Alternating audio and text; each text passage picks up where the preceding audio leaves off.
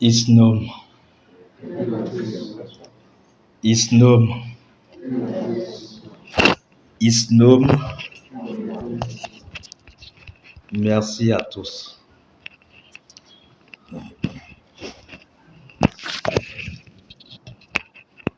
Aujourd'hui, nous allons aborder une nouvelle thématique. Nous allons parler du destin. La thématique est: le destin n'est pas une fatalité, vous êtes libre. Nous allons déjà commencer en comprenant ce qu'on met dans le destin.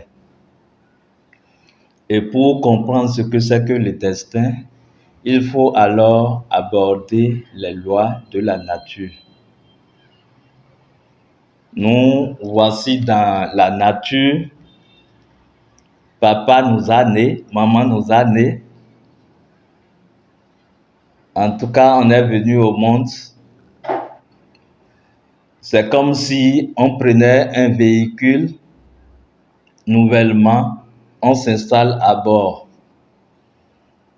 Mais en temps, on a oublié de lire la notice ou d'apprendre à conduire, d'aller à l'auto-école pour savoir les bases de fonctionnement de notre cher véhicule et comment il faut conduire le véhicule pour aller bien, pour mieux utiliser son véhicule. C'est ce qui se passe avec nous quand nous naissons. Nous venons au monde, les parents nous apprennent à marcher, nous apprennent peut-être à manger, ils nous apprennent à dire bonjour, à dire bonsoir. Mais généralement, on préfère nous apprendre les normes de la société au lieu de nous apprendre les lois de la nature.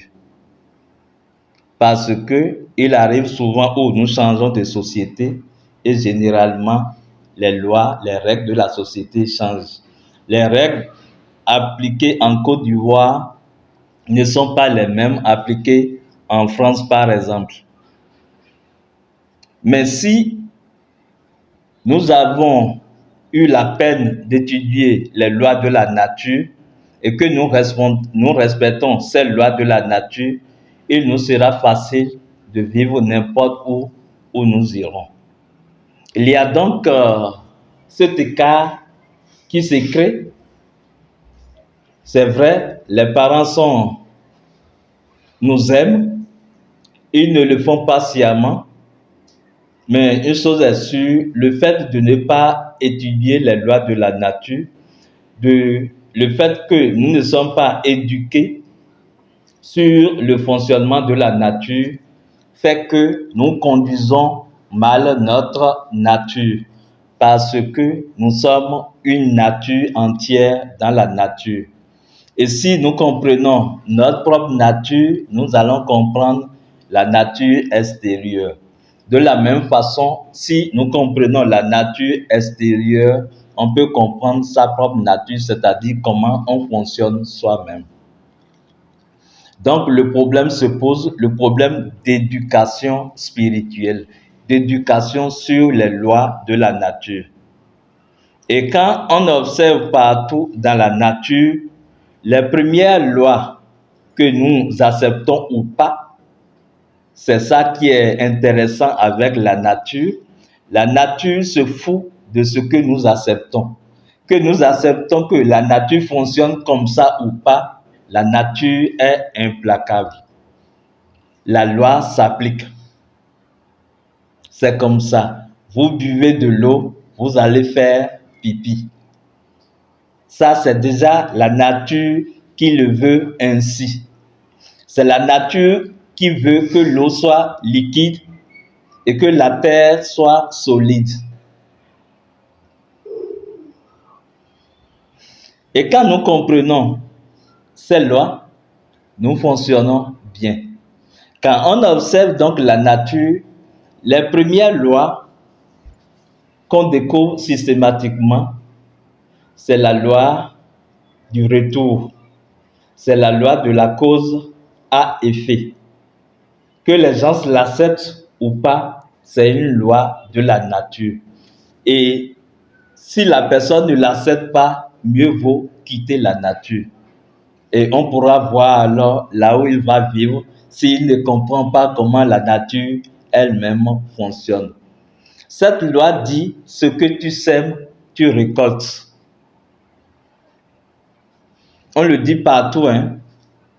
On dit qui sème le vent récolte la tempête. Mais nous entendons cette loi, nous l'observons, peut-être nous le constatons dans la vie des gens. Mais jusqu'à quel point nous appliquons cette même loi à notre propre vie? Si on récolte ce qu'on sème, alors si vous rencontrez une situation, c'est que nécessairement vous avez sémé la graine de cette situation. N'importe quelle situation. Cela peut paraître dingue, mais je vous assure, comprendre la loi du karma simplement peut vous libérer. Parce que comprendre cette loi vous repositionne en tant que le responsable. J'ai telle maladie, oui, j'en suis entièrement responsable. Je n'arrive pas à avoir de l'argent pour faire ce que je veux, je suis responsable de cela. Je dirais même, je suis né d'un père et d'une mère, je suis responsable de cela. Puisque il n'y a pas d'effet sans cause. S'il y a un effet, c'est que fondamentalement, quelque part, il y a une cause. Commencez par réfléchir à des choses aussi simples et vous allez vous éveiller. On dit souvent, je comprends le karma, oui, c'est comme ça, cause-effet. Maintenant, quand les choses se passent dans notre vie, dans notre existence, bon, c'est vrai, c'est mon karma, mais lui, il ne doit pas me faire ceci.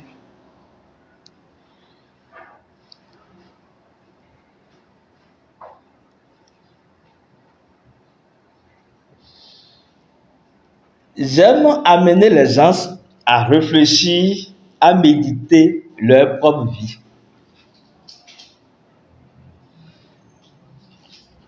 Parce que le fait de réfléchir, de méditer sa vie, permet de comprendre déjà la totalité de la vie. Les connaissances que vous voulez en spiritualité, quand vous prenez votre existence et que vous l'analysez, votre existence va vous enseigner. Parce que vous avez les connaissances en vous. Et si votre âme initie ces expériences de vie, c'est justement pour vous amener à comprendre des choses de votre propre existence. Et la question demeure toujours, quand il y a une situation, il faut poser la question de savoir quelle est la cause de cette situation. Quelle est l'énergie qui a engendré cette situation? Vous allez me dire, et si un enfant naissait aveugle, quelle responsabilité? Qu'est-ce que l'enfant a fait pour naître aveugle? Et c'est là que je vous dirai que l'enfant n'a rien fait. Mais l'âme a une histoire. C'est en cela que la notion de karma ne va pas sans la notion de la réincarnation. Qu'on l'accepte ou pas, que nous soyons africains ou pas, cela nous tombe là-dessus. Ce n'est pas pour la première fois que vous vivez sur Terre. D'ailleurs, vous ne pouvez pas aller à la spiritualité aussi facilement pour la première fois de votre incarnation. Parce que généralement, ce qui se passe, l'âme évolue. L'âme animale, c'est-à-dire d'un animal, peut se réincarner en un être humain. Cela peut vous étonner. Même les esprits se réincarnent. Un esprit d'eau peut se réincarner en humain et continuer comme ça. Vous allez constater que les entités d'eau dérangent, embêtent souvent les humains. Ce n'est pas pour rien.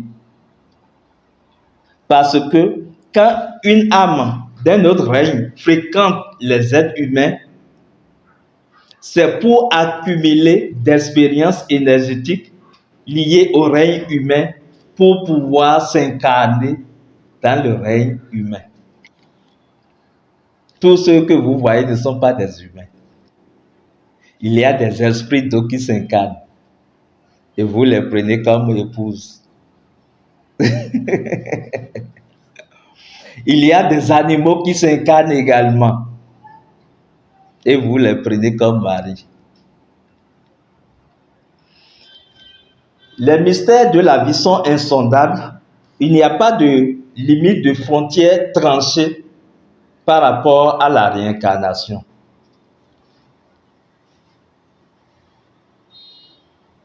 Et donc, l'âme évolue. Quand l'âme atteint un degré d'individualité, elle s'incarne individuellement et peut prendre même forme humaine et continuer. J'ai eu à consulter pour une dame une fois et le maître disait qu'elle est à sa 3e réincarnation. Parce qu'elle avait certaines difficultés, qu'elle est à sa 3e réincarnation et les difficultés viennent de la première incarnation. Elle a quitté le règne animal pour s'incarner dans le règne humain. Mais en faisant ça, il y a toujours le déséquilibre du règne animal qui l'a accompagné. Donc, elle avait fait le sexe de façon bestiale. Elle avait des comportements de déviance en étant humain. Donc, elle était à moitié animale, moitié humain. Et tout ce qu'elle a créé dans cette incarnation l'a suivi jusqu'à sa 3e incarnation qu'elle est en train de passer actuellement. Et je lui dis, madame, vous avez chance. C'est une chance, c'est une grâce de la vie pour elle de pouvoir retrouver la voie initiatique très tôt. Parce que quand les âmes quittent un autre règne et se réincarnent comme ça, elles passent d'abord du temps à tourner en rond avant de comprendre qu'elles doivent avancer. Je vous dis tout cela pour que vous compreniez que ce n'est pas pour la première fois que vous vivez et ce ne sera pas certainement pour la dernière fois. Alors prenez soin de votre vie, prenez soin de votre spiritualisation parce que tout ce qui se déroule pour vous, votre âme enregistre tout. De la même façon que vous avez une histoire depuis votre naissance jusqu'à l'âge actuel, c'est de cette même façon que l'âme a son histoire qui traverse les incarnations. Et ce qui se passe dans l'actuelle vie pour vous, c'est que les choses sont déjà programmées. Il y a des gens qui naissent, qui brillent à l'école, brillent, ils commencent par travailler, brillent, et à un moment donné, tout se tait. Et on va dire alors c'est un sorcier quelque part. C'est vrai qu'il peut y avoir un sorcier maléfique qui concourt à tout ce que l'intéressé vit. Mais généralement, quand vous fouillez dans sa ligne de vie, vous constatez alors qu'il y a des choses qui ont été faites et la résultante devrait se déclencher à cette étape-là de sa vie pour l'amener à être responsable de son passé. Mais ce qui est difficile, c'est être responsable. Qu'est-ce qui se passe donc? J'ai eu plusieurs vies. Je me réincarne encore une fois. Peut-être avec la première vie que j'ai passée sur Terre, j'ai eu des comportements en action, en émotion, en pensée, en parole. Mais je n'ai pas pu assumer tous ces comportements pour mon propre équilibre. Alors, j'ai comme une dette. J'ai une banque d'informations qui m'attend pour la prochaine incarnation. Je viens encore dans la prochaine incarnation. Au lieu de travailler sur moi-même à régler le passé pour aller de l'avant, je laisse ça de côté encore et je crée encore d'autres choses. C'est comme ça que nous traversons plusieurs incarnations avec des choses que nous créons à chaque incarnation. Ce n'est pas pour vous faire peur, hein? Soyez rassurés, ce n'est pas une fatalité. Tout ça, c'est une illusion que l'âme engendre pour arriver à s'accomplir, à manifester toute la potentialité divine. Donc, je vis à travers les incarnations comme ça. Dans cette incarnation, je suis religieux. Dans cette incarnation, je suis un enseignant. Dans l'autre incarnation, je suis un voleur. Et je reviens dans une nouvelle incarnation. J'ai les acquis de chaque fonction que j'ai exercée, que je transpose dans mon actuelle incarnation. Tout ça constitue alors un bagage énergétique et je viens avec, je m'incarne avec. C'est ce bagage ou potentialité énergétique qui est appelé le destin. On parlera alors du destin, de la destinée et de la destination. Quand ce destin, comme énergie potentielle qui m'a accompagné dans ma présente incarnation, se déroule, la direction, c'est la destinée. Et la finalité à chaque instant, c'est la destination. Alors c'est comme si vous avez une flèche. La flèche représente votre destin qui est potentiellement là. Vous pouvez lancer ce destin-là dans toutes les directions possibles. Vous avez le choix. Quand vous lancez la flèche, le mouvement dans lequel la flèche rentre est la destinée. Vous avez donné alors une trajectoire à votre flèche. Et il peut y avoir de vent, d'adversité et autres. Là où la flèche va toucher peut-être un objet, on dira alors que là est votre destination. Donc potentiellement, ce que vous amenez, certains sont appelés à être experts en économie, d'autres sont appelés à être experts en art, d'autres sont appelés à être experts en vol. C'est une façon de dire la chose. C'est une potentialité. Ce que vous en faites, c'est ça qui détermine le résultat. C'est en cela que nous disons spirituellement que le destin n'est pas une fatalité. Si vous allez vers quelqu'un et la personne consulte et il dit « vous êtes bon à rien », dites en vous « c'est ta vérité ». Vous lui dites que c'est sa vérité. Pourquoi? Parce que quand il consulte, il ne voit que l'énergie destin. Mais ce destin, vous pouvez tellement le manœuvrer, tellement le travailler et faire sortir un objet d'art. C'est comme l'histoire de ce tronc d'arbre. qu'un monsieur riche a coupé devant son chai et il se plaignait de l'arbre en disant que l'arbre salit sa devanture et tout le reste. Et il y a un vieux qui passait par là et qui lui dit, ah bon, donc tu veux jeter ça, c'est un déchet pour toi. Et le riche homme dit oui, que si même il peut l'aider à jeter le tronc d'arbre, il va lui donner de l'argent. Et le vieux lui dit non, il n'a pas besoin d'argent, mais lui, il va jeter le tronc d'arbre.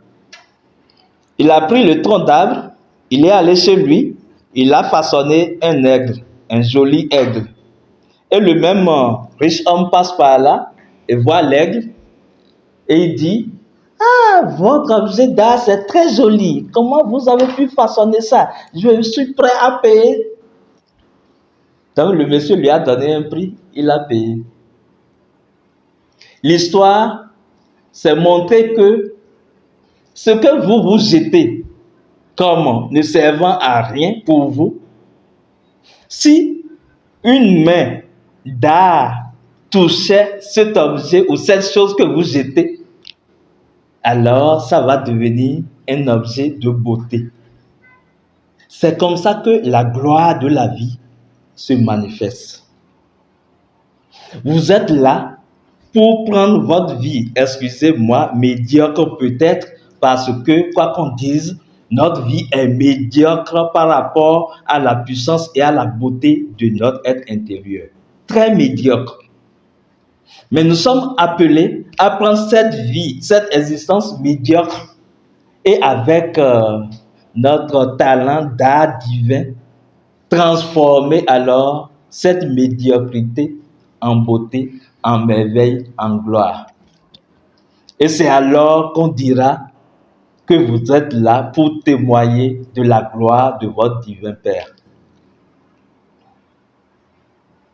Observez-vous, observez la situation de votre existence.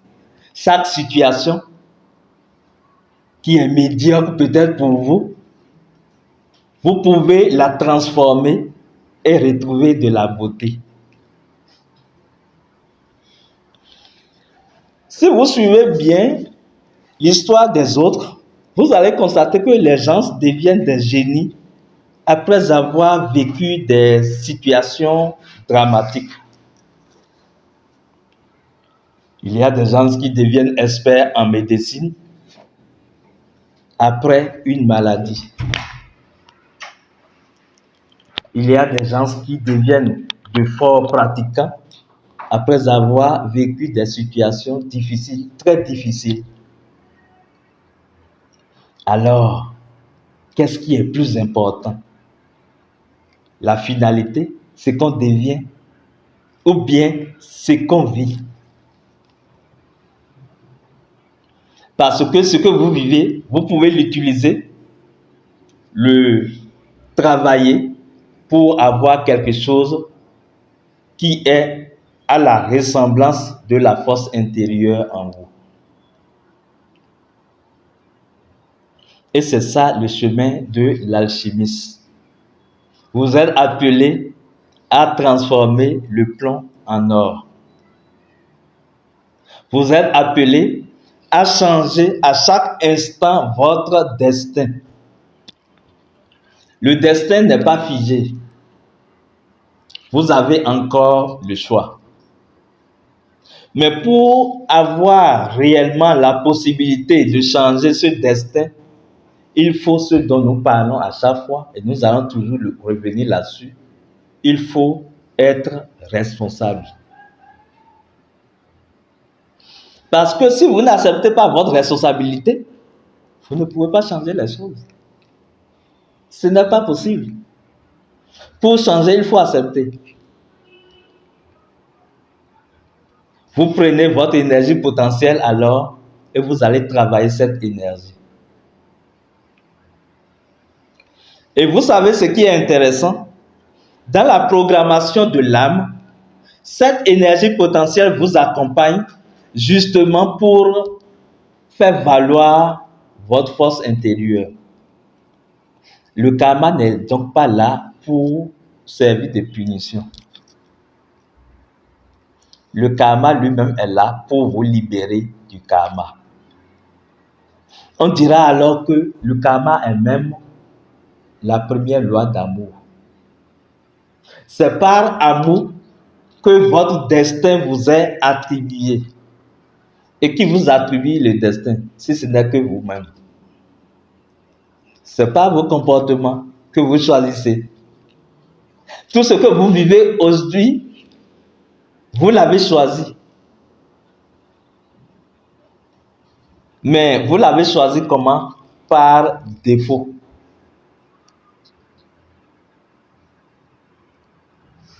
Là où vous êtes actuellement, en fait, vous n'êtes pas vous. Je le dis d'une certaine façon. Là où vous êtes le résultat de votre passé. Et c'est ce que le corps dit en fait par rapport à la notion du karma. Le corps dit, je suis ton passé dans le présent.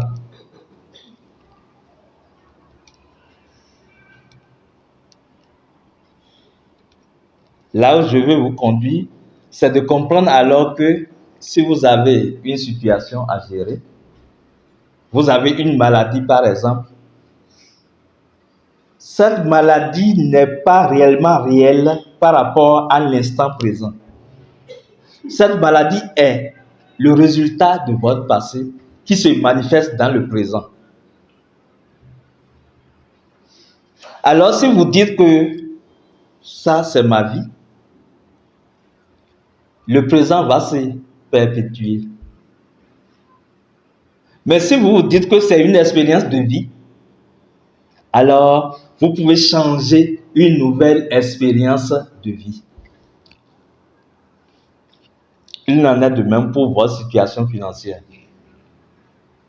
Si je n'ai pas de l'argent comme il le faut actuellement, c'est justement lié à mon passé. Peut-être que celui que je devrais aller voir pour négocier des marchés, j'ai manqué de le faire. Peut-être les initiatives que je devais prendre, j'ai manqué de les prendre. Et ça a généré l'état actuel. C'est une expérience. Ça ne s'arrête pas là. Je comprends et je décide maintenant de poser de nouvelles actions pour aller de l'avant là où je veux. C'est ça en fait, le karma se résume en choix. Et vous avez la possibilité de choisir encore et encore, encore et encore, encore et encore, jusqu'à votre satisfaction. Il n'y a pas de limite aux possibilités de choix que vous avez. Mais le choix exige de vous une chose. Quand vous choisissez et que vous n'êtes pas déterminé pour déclencher l'énergie nécessaire pour vous conduire dans ce choix, c'est encore un choix qui ne vaut pas la peine. Quand vous choisissez, qu'est-ce que vous avez à faire? Vous avez à nourrir votre nouveau choix de l'énergie nécessaire pour la manifestation de ce choix. Parce que la chose serait très facile si j'étais en situation et je dis, bon, maintenant je choisis ceci et ça va se manifester. Ce serait de la pagaille. Vous allez constater quand les gens ont tous les biens, ils commencent par créer de pagaille. Mais quand vous avez des manques, vous êtes discipliné, vous êtes organisé, vous avez de la méthode. C'est pour cela que quand vous redéfinissez votre choix par rapport à votre destin, vous allez faire le travail conséquent pour manifester ce choix. En fait, le travail que vous faites vous conduit dans la nouvelle disposition énergétique pour que la vie accomplisse votre nouveau choix. Qu'est-ce que vous voulez dans la vie? Choisissez et accomplissez. Vous allez me demander si c'est aussi simple que ça. En tout cas, c'est ce que le karma enseigne. Et je pourrais vous dire que c'est simple, puisque quand vous lisez votre vie, vous constatez que vous créez des choses. Vous créez tous les jours. Et si c'est simple de créer comme ça, c'est la même loi qui permet de créer.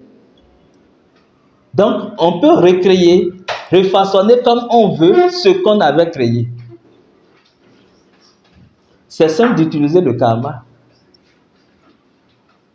Parce que le karma n'est pas négatif. Le karma dit, je crée constamment. Le fait de ne pas vouloir créer même, le fait de ne pas vouloir choisir, c'est déjà un choix. Cette loi, elle est là pour créer. Donc, le karma est une loi vraiment intéressante qui nous place à la même position que le Créateur. Il nous permet de créer à chaque fois. De créer, de recréer. Et quand vous créez, et que c'est médiocre, attelez-vous à utiliser votre médiocrité pour recréer. Parfois, il y a des gens qui comprennent la notion du karma. Ils travaillent un peu sur les situations et ils disent, bon, peut-être ça, ce n'est pas dans mon énergie. Qui vous a dit ça? Vous avez tout dans votre énergie parce que vous êtes qui? Les religieux disent, vous êtes à l'image et à la ressemblance de Dieu. Je dirais que vous êtes à l'image et à la ressemblance de votre être intérieur. Et l'être intérieur est omniscient, omnipotent, omniprésent. Il peut tout. Si lui, il peut tout accomplir, vous pouvez également. Avec la même loi de karma.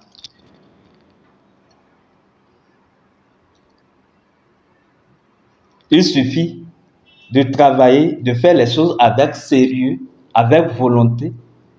Et surtout, de créer pas pour faire une démonstration dans la matière, mais de refaçonner ces créations par rapport à ces aspirations spirituelles, à vos profondes aspirations spirituelles. Si vous voulez manifester quelque chose pour montrer que vous faites de la spiritualité, cela peut ne pas marcher. Mais si vous décidez de manifester la même réalité pour votre plein épanouissement, pour témoigner de la gloire, de la lumière qui est en vous, alors vous allez aboutir.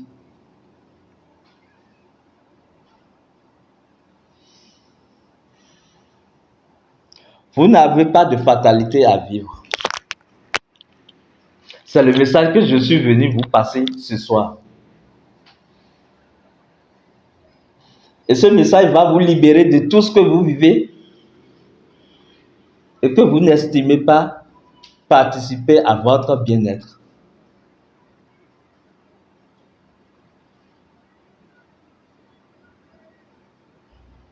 Vous voulez une femme, vous pouvez l'avoir. En tout cas, la vie est toute possibilité. Vous voulez un homme, vous pouvez l'avoir.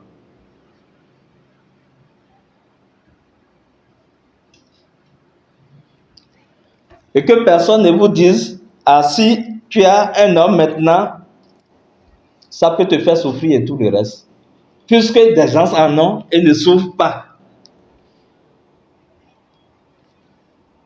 Donc vous pouvez l'avoir également. Il ne faut jamais dire que ce n'est pas dans votre énergie ou bien c'est la volonté de Dieu. Voilà encore une fameuse expression. C'est la volonté de Dieu. C'est de l'irresponsabilité spirituelle que de déclarer c'est la volonté de Dieu. Parce que quoi? Vous êtes là pour accomplir la volonté de Dieu. Si Dieu a une volonté, elle est déjà ici et maintenant accomplie. Et sa volonté, c'est que vous bénéficiez de sa lumière 24 heures sur 24. Sa volonté, c'est que vous puissiez utiliser ses forces 24 heures sur 24.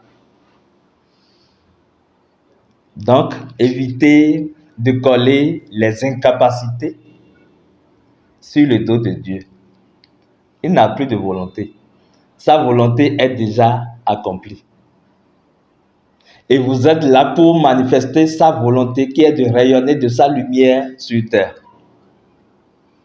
C'est tout ce qu'il vous demande. Si vous le faites ainsi, vous pouvez utiliser de ces forces pour recréer votre existence.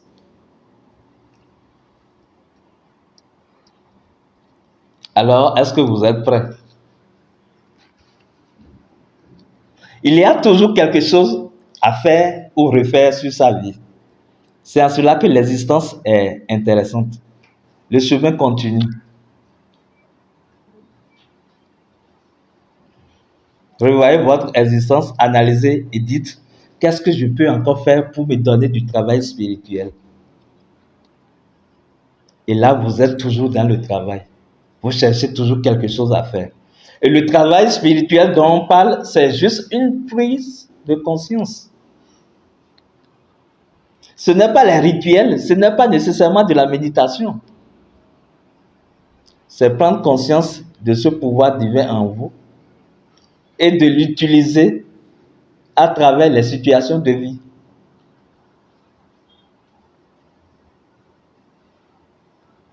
Plus loin, on vous dira alors que votre destin est juste une illusion. Illusion parce que l'âme peut transcender le destin. Illusion parce que, effectivement, l'âme a créé tout ça et est revenue avec tout ça. Mais la même âme a la capacité d'aller au-delà. Donc, ce n'est pas aussi solide qu'on le pense. On dit, ah, ma vie est foutue. Alors que l'âme qui a créé ces réalités a déjà en elle-même le schéma qu'il faut pour recréer la même réalité.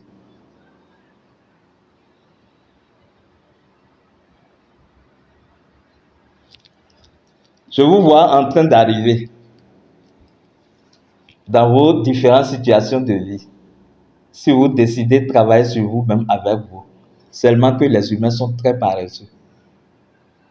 Les gens viennent à toi, tu les donnes des purifications à faire pendant 7 jours et ils trouvent que c'est déjà trop.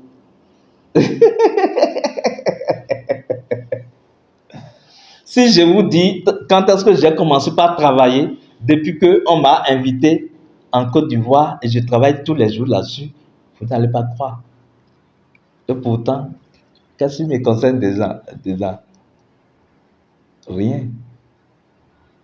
Mais je trouve ma joie à travers cela. Et ça fait partie de mon destin également. Et j'essaie de façonner le destin pour présenter ce qu'il y a de meilleur. Et ce qui est intéressant sur ce chemin, vous n'accomplissez pas tout au même jour. Vous déroulez progressivement. Et là, vous devenez alors un mystère insaisissable. Parce que vous-même, vous ne savez pas tout ce que vous pourrez accomplir, mais à chaque fois, quelque chose sort de vous et se manifeste. Vous continuez, quelque chose d'autre sort encore. Et c'est quand vous regardez derrière que vous constatez que, mais j'ai accompli des choses dans ma vie. C'est moi qui ai construit cette maison. J'ai fait ceci. Mais si vous vous dites que c'est impossible, ou bien vous êtes dans une famille et que c'est comme ça que ça se passe, ça c'est encore un choix. Et la vie va vous bénir dans ce choix.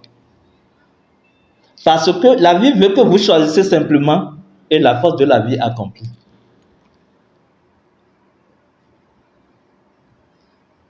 Acceptez de créer de nouveaux choix, de suivre votre choix, de travailler là-dessus encore et encore. Et surtout, soyez responsable dans tout ce que vous vivez. Je pourrais passer sur ces éléments, ces notions et aller sur d'autres choses. Mais quand je discute avec les gens, quand j'observe, je constate que ce n'est pas des notions réellement assimilées. Et quand on assimile ces éléments-là, on est fort en fait. Vous n'avez pas besoin de connaissances grandes. Des choses terre à terre, quand vous les appliquez comme des pions d'un jeu, vous allez voir tout le schéma et vous trouvez que c'est agréable, c'est parfait. Vous pourrez alors vous recréer dans la simplicité avec des connaissances très simples.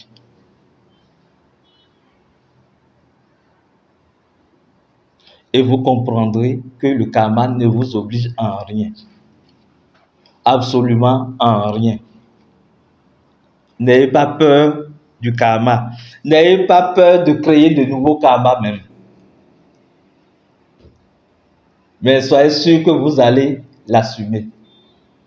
Puisque le mécanisme d'équilibre est en vous et est lié à votre âme.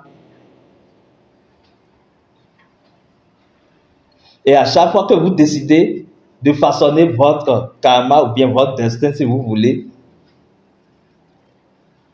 c'est que vous bénéficiez de la grâce de la vie. La grâce divine vous accompagne. Sinon, vous ne pourrez pas opérer la transformation. C'est en cela qu'on dit que la vie est amour, que tout l'univers est amour. Parce que dans cet univers, vous avez la capacité de faire vos choix et de reprendre encore les choix.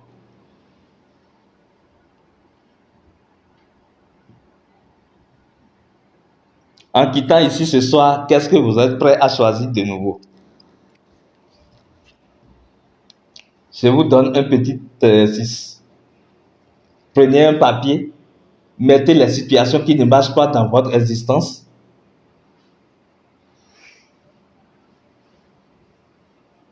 Et un autre papier à côté.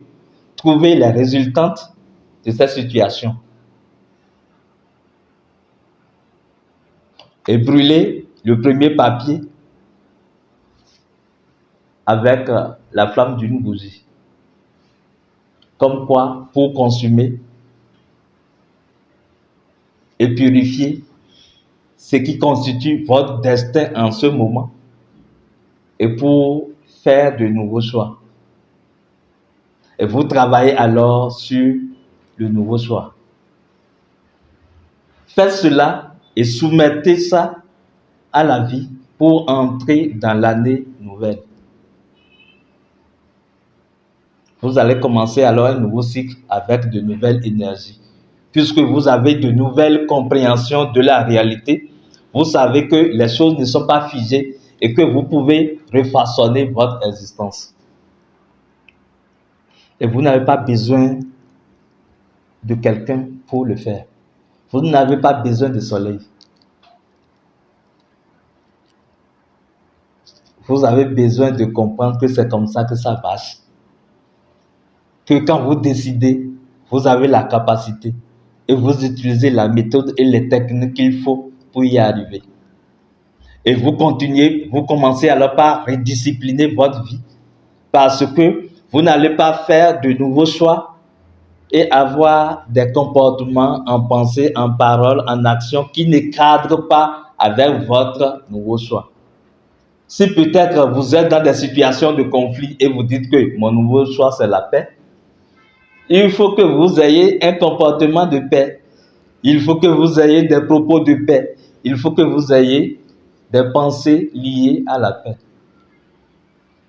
C'est comme ça que vous nourrissez votre nouveau choix. Et cela devient alors votre nouveau destin. Quand vous allez et qu'on consulte pour vous, on verra alors que vous avez de la prospérité dans votre énergie. Vous avez ainsi de suite. Parce que Vous vous êtes transformé par une prise de conscience. Vous avez utilisé la loi que vous avez utilisée jusque-là pour créer par défaut les choses. Vous décidez alors d'utiliser les mêmes lois pour créer par connaissance.